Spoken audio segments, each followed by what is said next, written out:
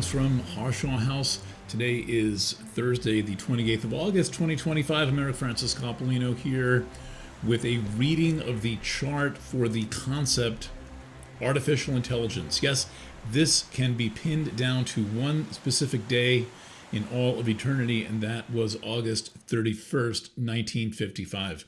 I'll tell you how I got to that in a moment and share the document with you. First, to my viewers, thank you for joining me for this video. Please do me a couple of favors. Like this video, if you wouldn't mind, and then also, if you're not a subscriber to the channel, please subscribe. And also be aware that I am fairly sure that I am one of those in one of those shadowy bands, I think they're called, and this is from potentially past transgressions during the 2020 crisis. So if you would be so kind as to share this video manually, if you like it, from your social media accounts, if you think that it's relevant to the study of astrology of other people, I would be grateful for that. So we're going to get into the chart for the very concept, the notion of AI. And this is, my theory is based on the discovery on Eris, which is a planet that was discovered, I think, in 2003. It starts to come to the forefront around 2006 when it's declared a dwarf planet, and when it's named by its discoverers and all that. And I was the first person out with a short book, a monograph about Eris. I guess I could have built my whole career on this monograph called Facets and Fragments of Self. I will leave a PDF to this book. It's a kind of part, it was part of an almanac, but it was an extended article, maybe, I don't know, 5,000 words. I was the first out to delineate Eris, and my assessment was that it was a disruptive influence, but that it was also associated with the history of media. The name Marshall McLuhan is included in that, and I really didn't know what I was talking about. I was basing it based on my observations of this thing going back before it had a name. Most of the time when I was delineating it, it was called Xena, named after the princess, warrior, priestess, whatever, from the TV show. And it became fairly obvious in looking at charts associated with Eris that this was a postmodernist influence. And I work with Richard Tarnas, building my understanding of what postmodernism is. Rick Tarnas, the author of Cosmos and Psyche, referenced in today's article. So without getting too much into that, I want to just show you a little bit about this Eris theory and how far back I've taken it. One of the first things we noticed was that Eris was conjunct the moon in the charts of both Bill Gates and Steve Jobs. So it's technically moon conjunct Eris. I don't have those charts, but that gave us a clue that we were dealing with something that was associated with the technological world. When the thing shows up with the same aspect in the charts of two guys who were born nearly 10 years apart, you might have something. And then just to show you a couple of other charts associated with the history of this topic where Eris is prominent, we have John McCarthy, who came up with the concept of artificial intelligence in this proposal from 1955. Kind of amazing. You can just put your hands on these things now. And McCarthy has a triple conjunction of Jupiter, Eris, and Uranus. The next time Uranus was conjunct Eris was 2016 with the mysterious rise to power of Donald Trump. Okay, so this is huge. Jupiter, Eris, Uranus in the chart of the person who came up with the concept. Now we can look at the chart. Skipping ahead, well, actually, let's use the Darpanet chart.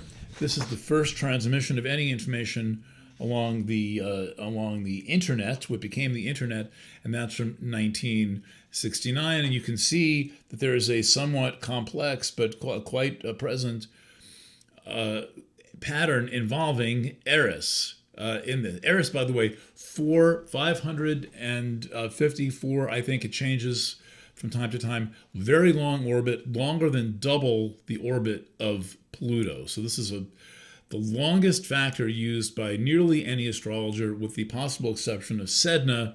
That's an 11,000-year orbit. That is another important story in the history of digital. But in the case of the Darpanet, this kind of academic military project, we have Eris, time to the minute, square the moon in a long era of being opposite Uranus. So we see a lot of Uranus contact with Eris in these charts, such, for example, as McCarthy. And then, interestingly, Juno shows up in an exact square to Eris. And we have an aspect pattern. Also, this is in the early days of the Chiron-Eris conjunction, which is first exact in 1971, and which we're going through now. And I think that this would count as being part of an Eris pattern. Now we look at the chart for OpenAI. We are at a Uranus-Eris conjunction here. You can see this. And we've got an aspect pattern involving Jupiter. And we can flesh this out with many other aspect patterns. Let's skip back a little bit. Okay, how about this? Altman fired by OpenAI. If you recall, Altman, the CEO of OpenAI, was fired briefly on September 12th, 2023. And this is a time chart to the minute, 12:05 p.m. And we have a Chiron-Eris North Node conjunction being trined by the moon. And if we were to keep looking, we would find many other connections to Eris, but that's a big one. And the thing is that it was kind of a fleeting firing. It didn't last more than a couple of days. And the main aspect is the moon. The moon moves quickly. So then there is the public release of ChatGPT 5. I've done this chart in a separate video. And here we have another complicated Eris pattern, but it really is sun. I forget the exact name of this. It's 165-degree aspect. The sun is making a big aspect to Eris, and we are also in the early days of the Chiron-Eris conjunction. So we see a lot of these big events surrounding the development of the internet, which is AI, and then this thing that we're calling AI. Eris keeps showing up over and over again. If we go to the chart for the announcement of ChatGPT 5, we see that the moon is square Eris and Chiron. And so first thing up, we are right in the thick of the Chiron-Eris conjunction. This was just earlier this month. A complete disaster. Mercury was retrograde. He should really consult his astrologer, but he probably wouldn't want it to be me. And then the moon, I would be like the master of bad advice for Sam Altman. Moon square Eris Chiron, prominent. Again, really spotlighted. And now going back in time, because we're about to read a chart from the 1950s, let's look at the launch of Sputnick, which I consider to be a very important event in the history of technology and the history of digital technology. Even though it was an analog device, it was leading into this history that we're now all in, which is basically all mixed up in, which is the planet surrounded by cameras, satellites, and networks. And we have Eris standing in an opposition to Mars, the Sun, and Jupiter, another really big Eris chart. And I'm sure we could go deeper. We have Uranus and Eris in aspect in this era. And actually with Sputnick, really one of the most beautiful things in this chart, it doesn't involve Eris directly. But if you look, you can see that Uranus, the planet of technology, is exactly square the lunar nodes down to 6 minutes of arc. 1/10 of 1 degree. You have to split a degree into 10 parts to be able to measure that. And this is saying that essentially the future of humanity is hanging on this kind of technological invention.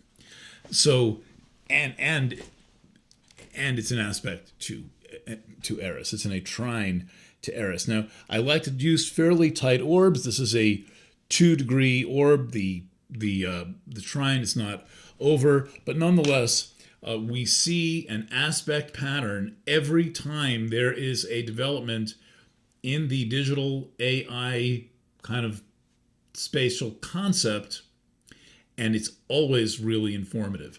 And I had to do like 40 of these charts before I became fairly certain that I had made an astrological discovery here. I mean, people have all kinds of theories about Eris.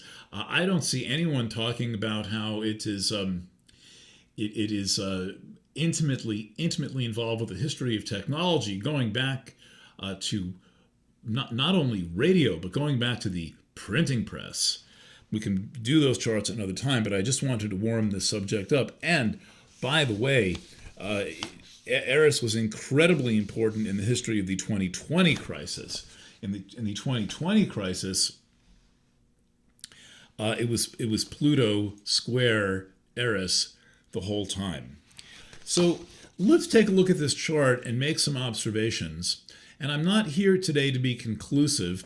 I'm only here to make some basic observations about this chart. But what we see right away, without even looking too far, is that there's a Sun-Venus conjunction.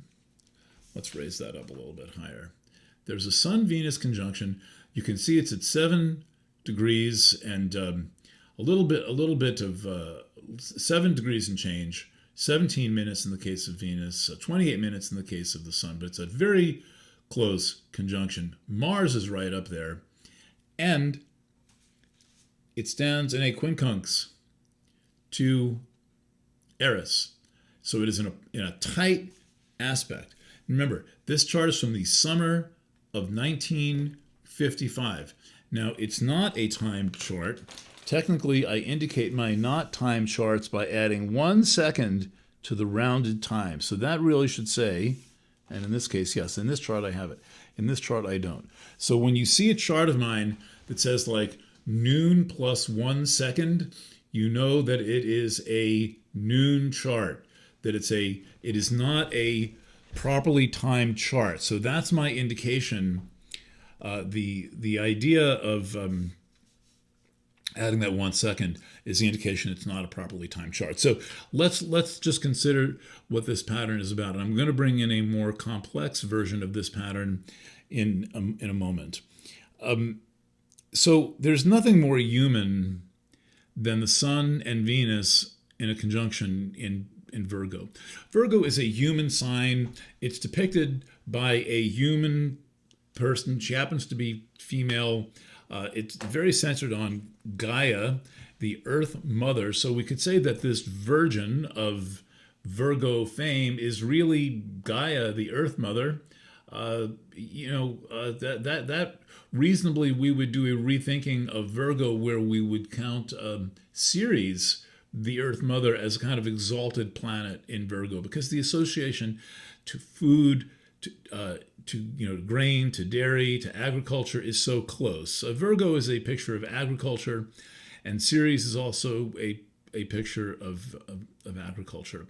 But in any event, we have this kind of a clash with Eris between all that is artificial, broadcast, electrical, and disruptive, and all that is human, all that eats, that lives, that breathes, that turns green in the spring and turns brown in the fall. And this is a very interesting contact. It is the main contact in this chart. The main thing working in this chart for AI is this 150 degrees called a quincunx. And it's an unusual aspect because it's kind of, in a way, it's the first minor, you can't really see it so good, it's really the first minor aspect. And it's the, does this chair come up anymore? It does not. It's the first minor aspect. Come on. Oh no, did the whole thing fall apart? No. Okay, technology. We're not done with Mercury. we're not done with Mercury shadow phase yet, as far as I know. Okay, so the thing about a quincunx is that it was in the old days, it was called an inconjunct. That was the term that was used. So you in the oldest astrology books, you wouldn't see the term quincunx. That's kind of a new word added for it. It was actually called an inconjunct. What does inconjunct mean? It means not making any aspect worth mentioning. But it turns out that it is a fairly important aspect and usually counted to be an aspect of some form of adjustment. In this case, a major adjustment, because here we are on this cusp of this whole new concept of what technology is and what it can do. But I want to point out something. I'm glad I don't have to, well, I'm going to have to reach over all the way over here and get this. This chart for AI is placed in 1955. 10 years earlier, in 1945, National Geographic came out with its first, Nat Geo came out with its first edition after the end of World War II. The war ends in August of 45 with the surrender of the Japanese, the detonation of the nuclear bomb, two places, Hiroshima and Nagasaki. The war in Europe is basically over in the spring of 45. Everybody knew the war was ending because wars ended back then. And National Geographic, which has a long lag time, got its first issue ready. And in October 45, the first issue after the war comes out. And the lead article is, it wasn't so pretty in those days, Our New World of Tomorrow. Our New World of Tomorrow, bragging about all the cool things that were going to happen. And it's important in the new post-war world. And it's important to remember that according to all the fairly well-respected legends, the war was won by Alan Turing because he broke the Nazi code. And Alan Turing is the inventor of the computer. And you would think that 10 years later, well, no, sorry, that's AI. You would think that right after the Allies had won World War II using computers, right? The Turing machine is what cracks the Nazi code. There might be something in Our New World of Tomorrow about computers. But when you look at the article, an actual color photo, that cost a lot of money. When you look at the article, it's quite humorous.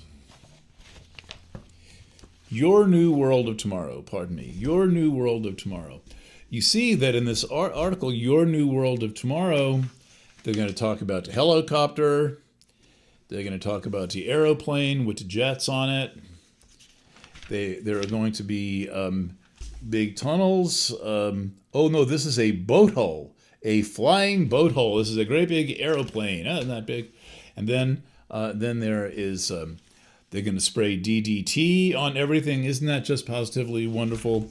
And then there's going to be another, more about airplanes. They got the aviation part right. And then there's going to be television. In the New World of Tomorrow, starting in 1945, there's going to be TV. And then if we look there's going to be duplicating machines. And this thing is some kind of a cleaning device, which I'm sure everyone has one in their house. And then if we look again, we see there's going to be radio and TV. This is a ball game of some kind. And look, there's a TV camera. Okay, they got that right. There's going to be TV. And then here, it's going to be this is the cyclotron that smashes atoms. So there's going to be an atom smasher, which became the Large Hadron Collider. So yeah, they were right about that, the atom smasher. And then we were going to have very fancy map imaging. We're going to have all kinds of Cogswell cogs. And look at this beautiful cogs and gears. And then there's going to be Matches that light underwater. You can soak the match in water. Like this lady looks like she has a lot of opportunity to soak a match in water, like she's camping. And you can strike the match, and it's a waterproof, weatherproof match. And then there's going to be drinking fountains, and they're going to be electronic with an electric eye. Bend down, sister, open your mouth, and the electric eye will turn on the water. Let me read that headline to you again. It says, bend down, sister, open your mouth, and the water will just go right into your mouth. National Geographic. Not funny? That'll probably get you banned from Facebook today. Okay, and then there is going to be the electron microscope to support all kinds of bullshit theories. And then there's going to be, that's what you see under the electron microscope. And this is a mosquito larva's windpipe. Yes, this is how a mosquito larva breathes, not even the whole mosquito, just the larva. And then there's going to be, a refrigerator. It's going to be a nice refrigerator. It's going to be better than the old kind of refrigerator. And there's going to be what on earth is this? Some kind of a sun lamp to fix your laundry up. And then there's going to be fancy choo-choo trains. And then there's going to be the conductor's cabinet in the fancy choo-choo trains. Oh my God. And then there's going to be a gasoline stove. Go figure, a gasoline stove. And then there's going to be the microwave oven. That's what they used to look like. And then there's going to be, it just goes on and on and on. You can spray more DDT. Everything but computers. Everything but computers. Now, I do realize that they were attempting to emphasize consumer products, but nonetheless, and most people, including computer executives, did not foresee computers being used by the public. I mean, no more than they're talking about electrical transformers in this thing, but who's going to use an electron microscope, right? Are you going to have a home electron microscope? They don't mention computers. I think this is very significant that in 1945. After computers won the war, there isn't the least mention of actual electronics in this your new world of tomorrow. But it's but it turns out that your new world of tomorrow was about nothing but computers. And Turing dies in the 50s. He commits suicide after being convicted of being gay and poisoned with what was called chemical castration. When he was convicted for indecency. I want you to know that deep in the historical DNA of the computer is the persecution of a gay man merely for being gay. He didn't hurt anyone or mess with kids or anything like that. Merely for being gay, and he's poisoned with hormones, and he kills himself. We have his birth date. I have it in my formidable digital file chart. This is what this folder looks like of keeping track of all of these digital things. So let's go back to this AI chart. And sorry I'm going on here. Probably is not going to help my view time any, but I'm just growing so sick of playing this YouTube algorithm game. I'm not good at it and whatever. So we have the main structure of this chart as being a relationship between this alien visitor, Eris, this disruptive force that is always disrupting humanity in the form of a technological advance. And this goes back to the Gutenberg printing press, which was created under a Chiron-Eris conjunction like we're having right now. And it is messing with, in the form of the quincunx, the Virgo human world of eating food and walking around on the planet. And the 150-degree aspect, which I dropped my discussion of that, went from being not an aspect to being something that is about adjustment. And let's just go over again why I think that it works very well as about adjustment. First of all, it's basically halfway between the trine and the opposition. And the trine is an aspect of ease, the opposition is an aspect of confrontation. And so it's halfway between this easy flow and this confrontation. And in some ways it's a useful aspect. But it has a distinction that the semi-square, that no other aspect besides the other thing called an inconjunct has, which is the semi-square, a 30-degree aspect, and they work the same way, which is that Eris is in Aries here, and that is a cardinal air sign. And these are in a mutable earth sign. So it does not match by what cross it's on. This is on the mutable cross, this is on the cardinal cross, and it doesn't match by element. That is not a match because this is an earth element and that's a fire element, arguably two of the biggest different kind of elements. And then Aries is a masculine sign and Virgo is a feminine sign. Aries and Virgo have nothing in common using the classical indicators. They have no match, hence it's called an inconjunct. Okay, so this means that there's going to be a lot of adjustment that natural humanity is going to do, natural, organic, Sun, Venus, and Virgo humanity is going to do in order to compensate for this new influence, which again is 1955. So by the mid-50s, we're starting to hear about computers and see pictures of computers, and our bills are probably coming on computer, very simplistic looking computer printouts, probably resembling typewriters. If anyone has a sample of a 1950s phone bill, I would love to see it, to be able to analyze it. And I don't know if there's an internal, there is no phone company anymore. Bell Telephone no longer exists in any recognizable form. Computers are starting to surface, and this grant is granted by the Rockefeller Foundation for this workshop, this AI workshop. Now let's look at a more complex pattern in this chart.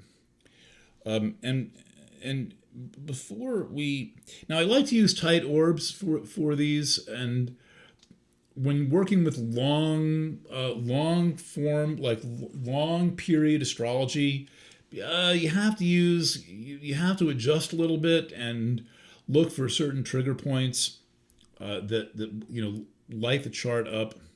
But let's talk about a couple of things that may not be that easy to see. First of all, at the very top of this chart is a conjunction of Pluto and Vesta. You can see I've got that circled in purple, and it's in Leo. Pluto with a 26 and Vesta with a 29. You see, and Pluto, well, this is not a time chart. It's 12 o'clock 01, but noon charts for this kind of thing are going to work pretty good. We know it happened between 9 and 5. I expect to see Vesta in the chart of a mass shooting. We've seen Vesta show up so many times in the charts of things like mass shootings or incidents where human life was sacrificed. And Pluto with Vesta is a caution here. And we've got Vesta in the last degree of Leo, the unsealed letter. But I think more to the point, we can come back to that, and this chart's going to take a lot of reflection. There is this very unusual aspect pattern that ties Eris together with all of this. Eris starts here. We've got it in an aspect to 1992 QB1, the first Kuiper object beyond Pluto, now called Albion at 6 degrees. And then we've got it talking to Kuiper object Salacia and asteroid Icarus, peak experiences, and something about appropriate sexual experiences. There's a very close conjunction between Salacia and Icarus, which is saying that sex is going to be a factor. And Turing, the inventor of the Turing machine, who dies, I'm sorry, I don't have his exact date of death, but he invents the concept of the Turing test, which is when he knew these things were going to be somehow used for companionship. He had the vision to know there was going to be a companionship factor in this. and he invents the test to say when we know when we know that it is a person. So look at this pattern. Everything in green connects to Eris. So it connects to, I can't go through each one. There's not time. But again, this is a chart in development, and I will post it with today's Substack materials. Eris talks to QB1 Albion, talks to Stalatia, talks to Icarus, talks to Karma, talks to the Sun, talks to Venus, and talks to this point called Trans-Pluto. And then other things are brought in, but I'm just going for the big strokes. And also, this happens exactly at the opposition. Do we have this? Yeah, let me show you this in a simpler chart. An opposition between Uranus and Chiron, that's in pink. It's exact to the degree. It's exact something like 38 times from the 50s through the 70s. So this is probably the first contact from Leo to Aquarius. But what is interesting is that Pholus is in the scenario, and Uranus is going to oppose Pholus quite soon after this. And what happens with Pholus is things go out of control. And so did McCarthy know that this was going to go out of control? I mean, he had to know that he had a good concept and that he had all kinds of fancy schmancy and important people involved in it. This proposal, by the way, is like 3 pages of text and mostly comprises of, or at least half, comprises of lists of people in companies like IBM, whatever the hell Barnwood House is, MIT, Hughes Aircraft, IBM Corporation, IBM, RLE, whatever that is, University of Pennsylvania, Bell Telephone Laboratories. This was at Bell. My friend's dad worked at Bell at the time, where it was computer storage was $1 a bit, and then $1 a byte, which means that you're like 60. It means your pocket disk drive would have cost like billions of dollars in the 1950s. Other corporations involved, the Institute for Advanced Studies, the University of Toronto, Lincoln Laboratory at MIT, another lab at MIT. He did his work. He networked the shit out of this before he sent it out. Math department, University of Michigan, EE department at MIT, Department of Industrial Administration at Carnegie Mellon, Engineering Research Laboratory, IBM, Rand Corporation, all the bigwigs. This is like the list of the Trilateral Commission. All the bigwigs are interested, and they knew what they were into. And it is my supposition that the development of AI is what drives the entire development of the internet. Case in point, McCarthy was also the inventor of what was called timeshare serving, which became a server, which we all know what that is, sort of, which became cloud computing. McCarthy not only develops the concept of artificial intelligence, he develops the concept of the server.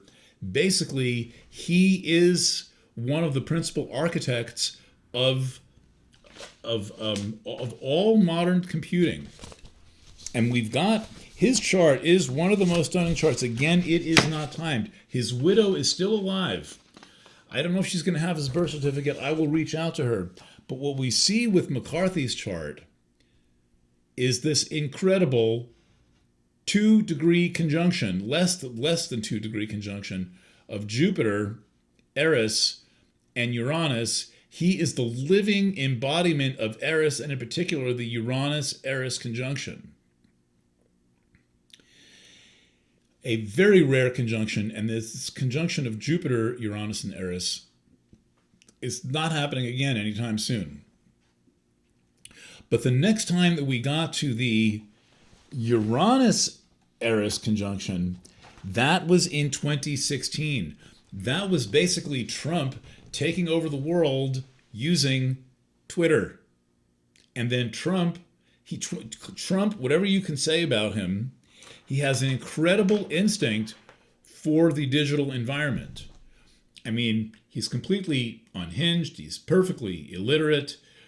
He probably doesn't think in statements more than 4 words. I'm sure that a border collie could recognize more concepts than he could. Trump is a kind of a very useful idiot who has a real understanding of this super duper dumbed down digital environment.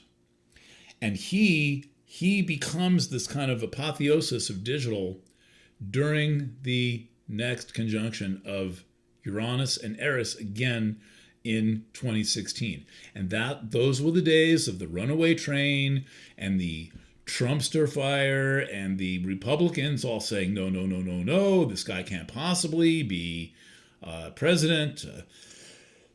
Certainly not as a Republican. This is absolutely terrifying. And yet he's able to marshal this astrology that is it is literally in the DNA of the computing environment in the chart of John McCarthy, born in 1927. So anyway, I wonder what you're doing to celebrate the 70th anniversary of artificial intelligence.